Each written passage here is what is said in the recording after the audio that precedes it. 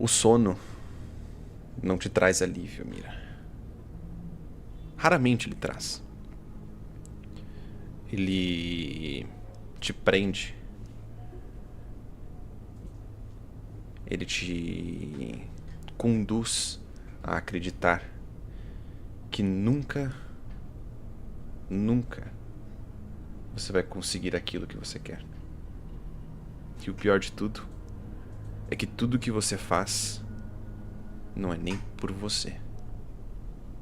Você não tá no seu chalé. Você não tá na sua sala com a sua mãe. Não. O ar aqui ele é bem úmido. Ele fede.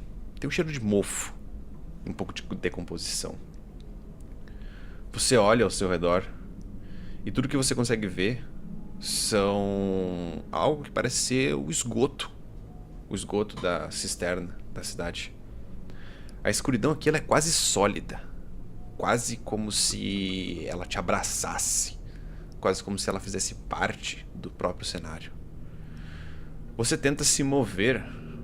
Você tenta falar. Mas os seus pés, eles estão presos nos tijolos.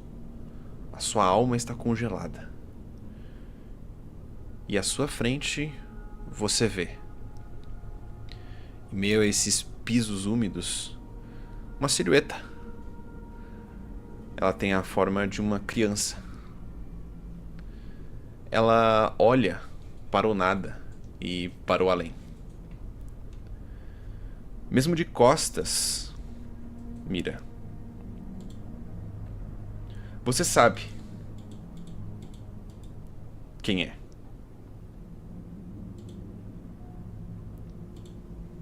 O vulto, ele encara o vazio.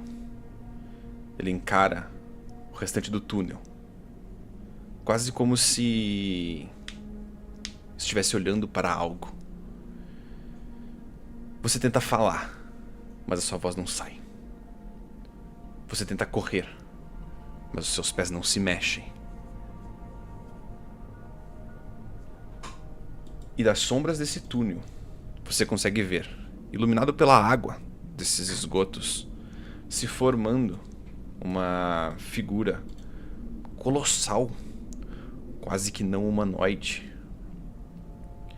É uma silhueta de uma mulher, mas ela parece deformada, pois no escuro você consegue ver algo que parece ser tentáculos. Você não sabe dizer o que é. Você apenas consegue usar a sua imaginação para vislumbrar o que é. Lentamente, os olhos dessa criatura se voltam para o da criança. O horror congela o seu sangue. Mas porque você percebe que ela não está olhando para a criança, mas sim para você. O seu olhar se volta com ela. Você parece pequena, frágil, quase como se fosse insignificante nesse mundo. Os olhos dela brilham.